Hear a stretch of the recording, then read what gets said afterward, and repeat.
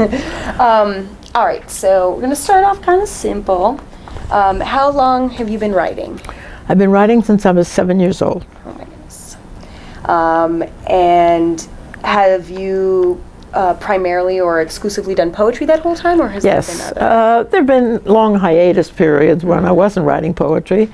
I wrote 3 novels in between, none published, however.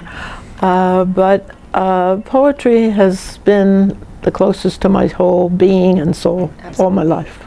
What were the novels on? Well, Or what, at least maybe? there were a range. The first novel was sort of slightly autobiographical, set in New York during World War II, about a young woman who works in an office but wants to be a writer, and she's working on a novel, and she's working on a novel in verse. And so I include the novel in verse within the novel, the regular, the rest of the novel. The second novel was about a woman who lives in a kind of complex like I live in now, four different apartments, and there's different, there's an older woman living in the bottom apartment. Upstairs is a man who's had difficulties. He was accused, he was a professor in the East, and he was accused of some kind of sexual misconduct which wasn't true. And anyway, he picks up with the older woman, and they have a relationship, and then there are other 2 people, and it's also during the riots, the LA riots, so there's some of that, little 90s, political stuff. The third novel is about a woman, about a man in his late, almost 40, whose wife and little child have been killed in a California earthquake. And he's a writer about art. He writes articles about art, but he's never written a book. And his best friend takes him to the museum to see a retrospective show of this woman's work, and he just goes bananas. He just loves it, and turns out the woman is 70 years old, lives in Arizona. So he decides he would like to do a book and interview this woman, but do a book. And at first she's very, very reluctant. He talked to her on the phone, and she said, no, I don't think so, I'm not. Anyway, little by little, he manages to go, and he goes to Arizona. And also, little by little, this relationship develops between this 39-year-old man and this 70-year-old woman. And then it moves from there. It goes on from there. So that's essentially what the novel's. Very, very California. Yes, very California, very California. All right. How did you discover your love for poetry? Was that... My mother, even though my mother died when I was 8, my mother was amazing. She was born in Poland. She probably came to this country, I'm not certain, but probably around 8, when she was 8. She, I'm sure, just spoke Polish and Yiddish, not a word of English. By the time she was in her late 20s, she was teaching elocution, English elocution in the high school. That's impressive. And she loved, my mother was she was a romantic. She loved poetry, she loved plays. In fact, she wrote a play. And that's how I remember when I was 7 years old, she gave me a notebook. She said, just write, do whatever you want. So that's how it all began. And what was her play about? Her play was called The Power of Loyalty. It was a little corny, but it was published in book form, in little pamphlet form, and it was dedicated to the boys and girls of the New York schools. And she got a letter from Washington because it was during the war, and the play was about a young girl who was about to graduate from grammar school, I think, and she wants a white dress to graduate. But her parents say, we need to support the war effort, we need to buy bonds. I don't know if we can afford, to do both. And then the girl is very upset. She runs up to her room and she's crying. And while she's lying there, the vision of the power, the vision of a woman representing loyalty comes to her and tells her, you really must support this effort, blah, blah, blah. Anyway, so that's it, right. So that's the main stories. Well, time appropriate, certainly. Yes, very.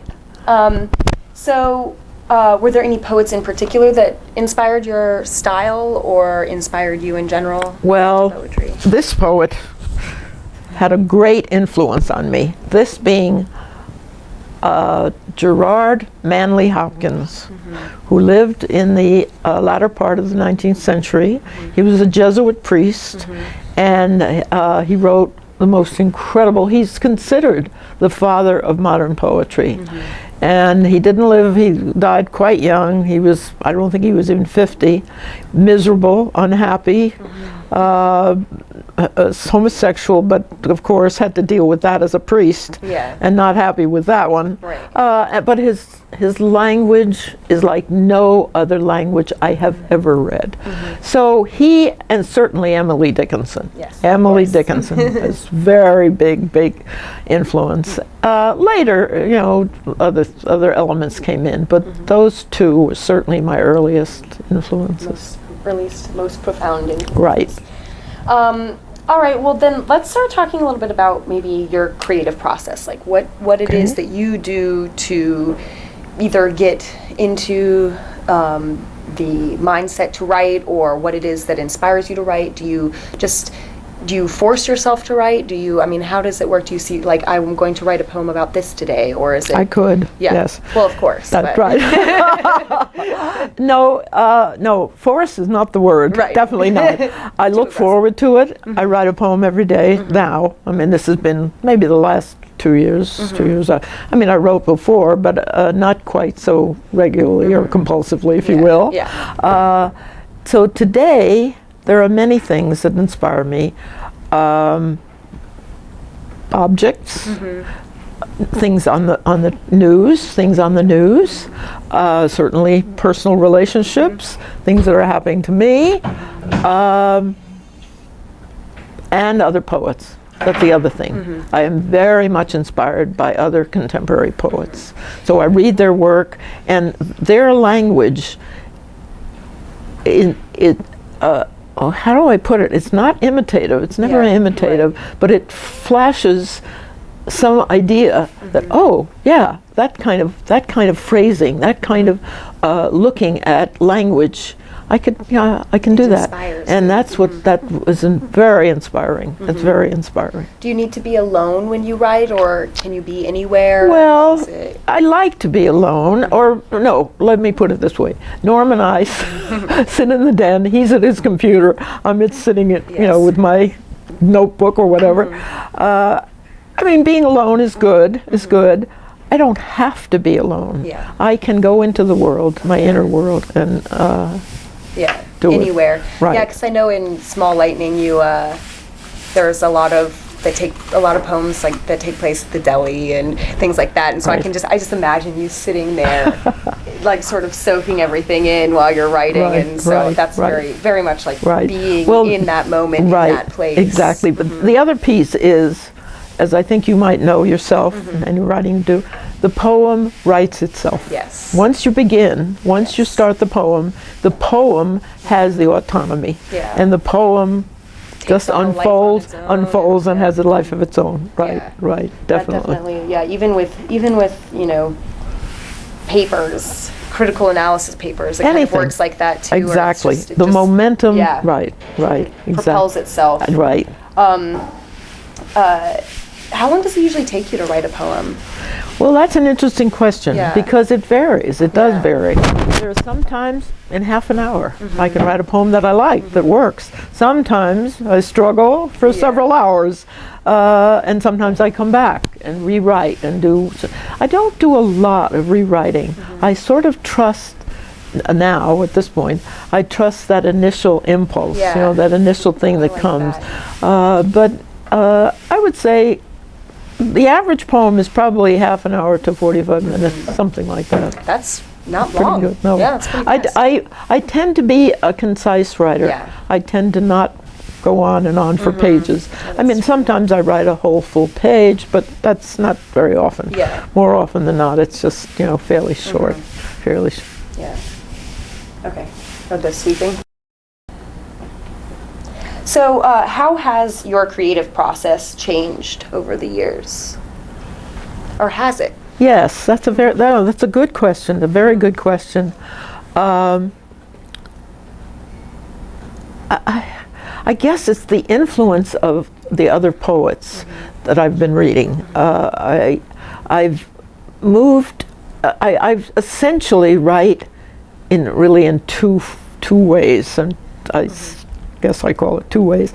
I write I can write very accessibly, but metaphorically, and then I write in a way that is, one could call surreal, I guess, that just sort of does its own little dance with language, metaphor certainly. I like that a lot. I like that. I find that it's challenging, challenging to write and challenging to read. I realize that, but I've enjoyed doing that, and I've had pretty good success with having it published. The kind of the beauty about metaphor too is it may mean one thing to you, but somebody else who reads it, it could mean so many other things, and touch so many people. Exactly, and that's the whole point. That's what's so wonderful about metaphor, is that it suggests. It doesn't tie. Tell you that there's nothing concrete about it. Right, you can just go with your own imagination, and that's what I want to do. I love the imagination. The idea of feeding the imagination. That's what I'm all about. That's what I receive, and it's what I want to give. Yes. I want to give. Thank you. Well, I think you passed that crazy imagination on to me. So thank you for that. Well, you're welcome. Makes life so much more interesting. How long did you write before you tried to get anything published? Well, let's see. The very first thing, I'll never forget my whole life. The very first time I had a poem published was it was after I split with your grandfather. I think no, maybe not. I can't remember. It's been over about 35 years when I had the very first. It was published by a crazy nutty guy named Michael C. Ford. That's the way he calls it. Never Michael Ford, it's Michael C. Ford. And he had a magazine called Sunset Palms Hotel. And that's my first publication, Sunset. And it was one of my wacky poems too. So so that was my introduction to being published.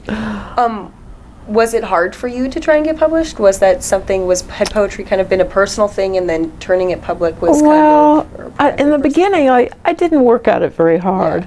I didn't have the resources that I have now to find out how and what. So it's only been in the last, I would say, 2.5 years that I've really made an effort to get my poetry out there. And let me add just a little thing. I know it's ego, of course. I love getting published, that's lovely. But there's another aspect that really thrills me, and that's the idea that the people who don't know me, don't have any connection with me, are somehow touched by what I've written. And it feels like, as your father knows, disseminating. And that's... Was it scary? Were you scared? Was it hard? No, it wasn't. I think by the time I was doing it, I had enough confidence. Your step-grandfather brought an enormous amount of confidence to me. He really did. I mean, he made me see myself in very different ways. I mean, Grandpa Sam is a sweetheart. I love him. I still love him. But that department he wasn't so good in. But Norm was, and that really set me up in so many ways. I mean, certainly in relation to what I write, which he encourages a lot. Well, that's because this is something that I am having a lot of trouble with right now that I'm done with school and I've done all this writing. I'm struggling with, I don't know, just showing people my work. And so is there any advice that you would give in terms of that process? There's one piece of advice that has been given down through the ages. Do it. That's the advice, is the more you do it, you'll see. Yes, It's it's scary so at first. scary. It's scary at first because, of course, what we're afraid is of judgment. Somebody's going to look at it and say, oh, come on. This is You know, terrible. this is terrible. This is no good. And it reflects, you know, on our sense of self. Like, there's no way you can avoid it, despite certain people who have ideas otherwise. Yeah, it's like anything else, honey. It's practice, Right. practice, practice. Just do it, and you'll also find the more you do it, it's the less you worry about the judgment. And it depends, of course, on the person you show it to. I mean, do you respect the person you show it to? Oh, that's, yeah. You know, so those. That plays a pretty big factor Right, for sure. right, definitely, definitely. So, okay, we kind of covered that. So, outside of poetry, what would you say who are your favorite writers? Now we're talking. Well, right away, John Bandel comes to mind. He's an Irish poet, Irish novelist, fabulous. I love him. There are a lot of British writers, Penelope Lively. I can't think offhand, but many novelists excite me, interest me, inspire me. I'm looking always for language. Language is number one. If it's written in a Saturday Evening Post kind of style, forget it. I mean, even I remember years ago, I tried to read Exodus, you know, big bestseller, but I couldn't read it. The language was so pedestrian, so pedestrian. I thought, I can't read this stuff. It was just flat language. That's what I look for. I look for elevated, not poetic, not, you know, birds and bees and, you know, none of that, but original thought, original metaphor, that kind of thing. And there are, you know, a number of wonderful writers writing today that are very inspiring. I love them. Are there any genres that you prefer? No, not really. I would say, naturally I'm a woman, so I like chick books as well as chick flicks. I mean, romance. Well, not ooey romance, not gooey, but relationship. I would say books that deal with relationship. But I like a good story, good plot. Plot is not essential, however. What's essential, again, is the language. It's the language that excites me.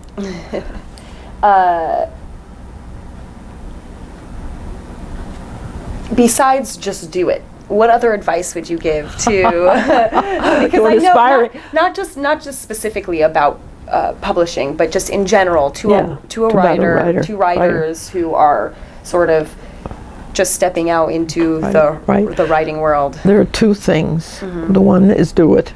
But the other one is read. Read, and don't find as wide an interest as you can. As wide an interest, both in subject, in style, experiment, whatever. Read. Read. That, to me, is the essence of the training for a writer. I mean, you don't have to go to college or anything else. If you read, you yourself will absorb what it is to be a good writer. Definitely. Do you think that being a woman and a woman writer, is there anything that you've experienced exclusive to that? I mean, maybe not in recent years, but when you were, younger. Not me. No. You never had any trouble. I was. Yeah.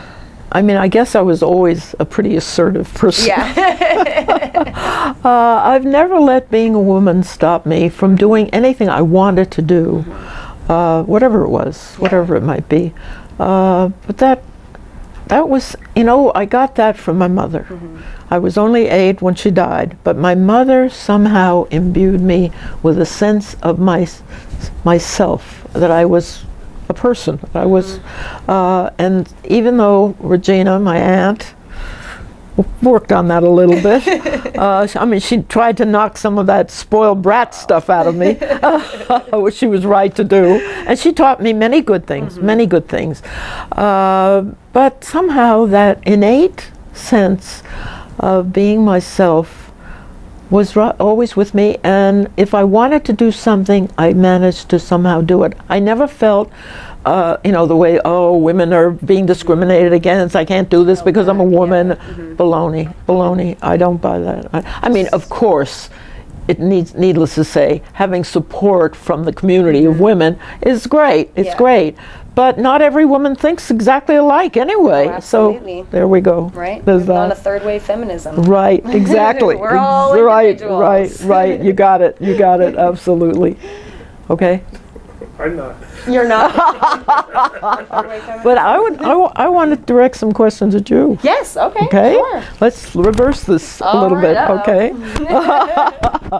Okay. What do you feel was your influence? What do you feel was in the beginning? What gave you the impetus toward writing, reading, etc.?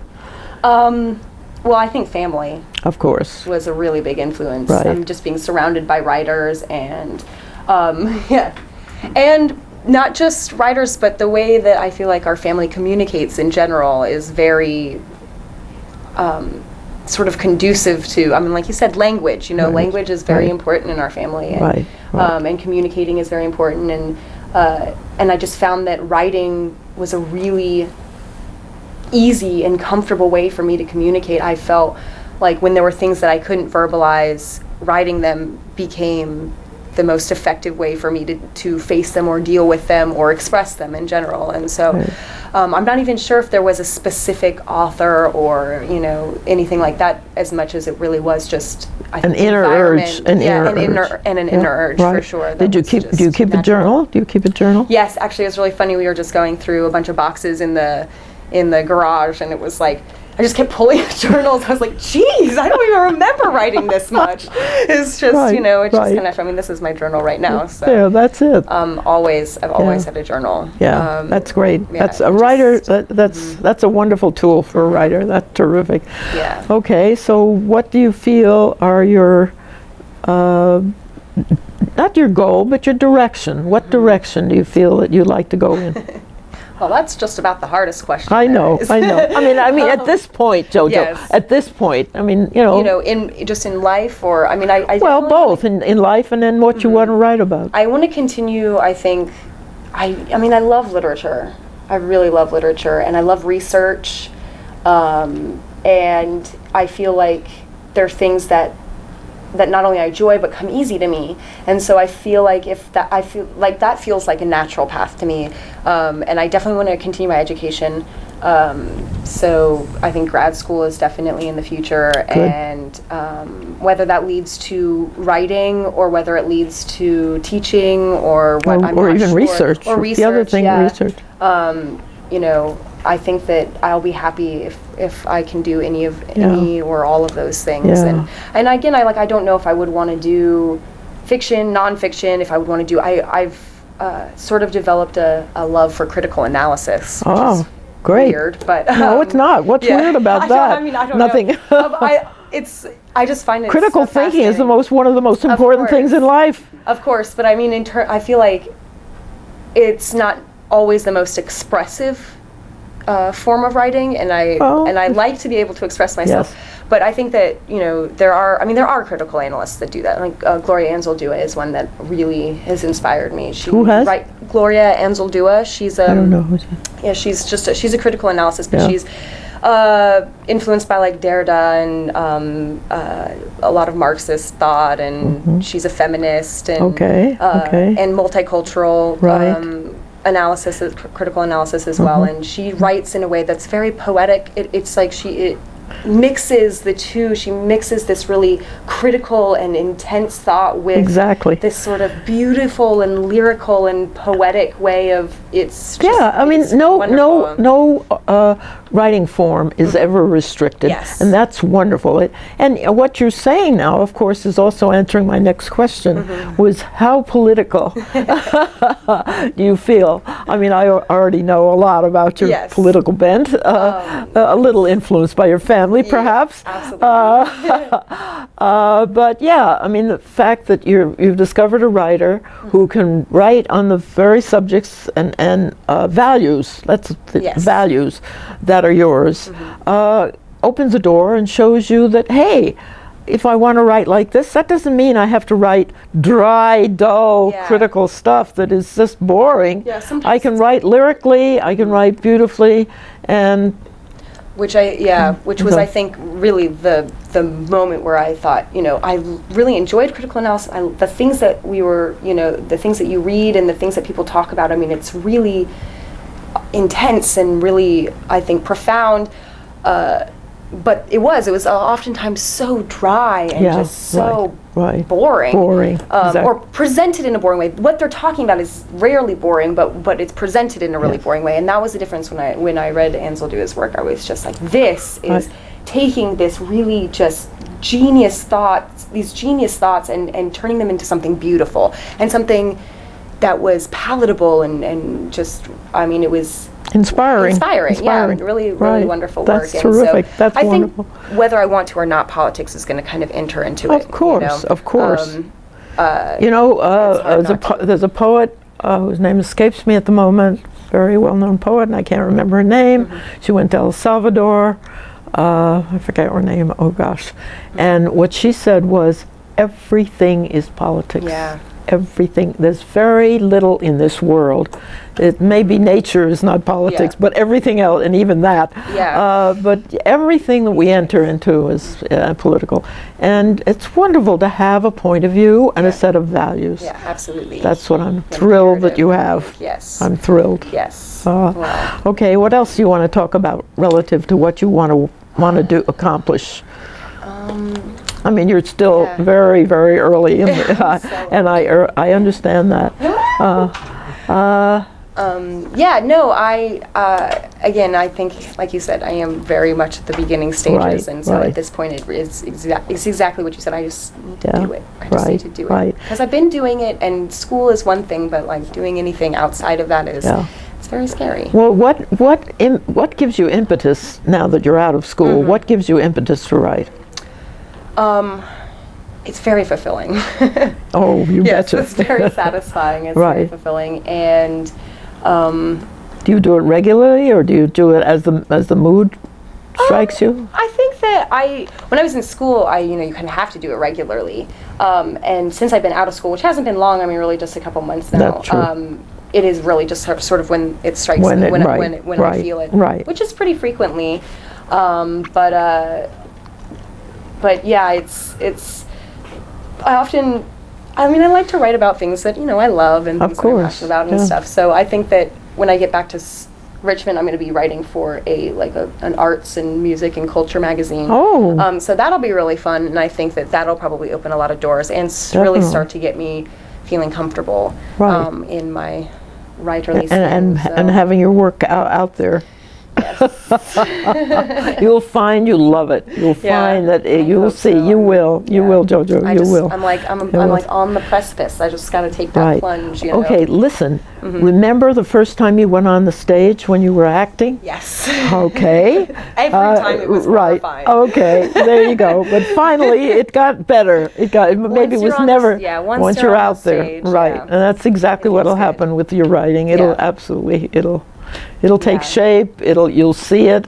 Seeing it on the printed page is very nice. Johana Sanderford Schultz. Wow. Yeah. That's me. That's you. I'm thinking I should change my name. What? Don't you dare. It's just so long. Oh, but that's a good name. It's very euphonious. It's a very euphonious name. It does. Johana Sanderford Schultz. My God, it's pure poetry. Yeah, right? Okay. Good luck on that one. So, Anything But, more you want to say about it? I think I covered most of the questions. I'm sure right. a million will hit me over the next couple days, Okay. but we'll just have to do this again then. Write to me and keep me informed, please. I will, and especially when I'm actually getting things published. Right. No, Just when you have thoughts. Okay. Ideas. We can exchange ideas. That's true. That would be nice. That's I would true. like that. I would like that too. Right. I'd like that. Very Okay. much. Okay. And with that, we say adieu. Adieu, We say adieu. adieu. Parting Adieu. is such sweet sorrow. Adieu.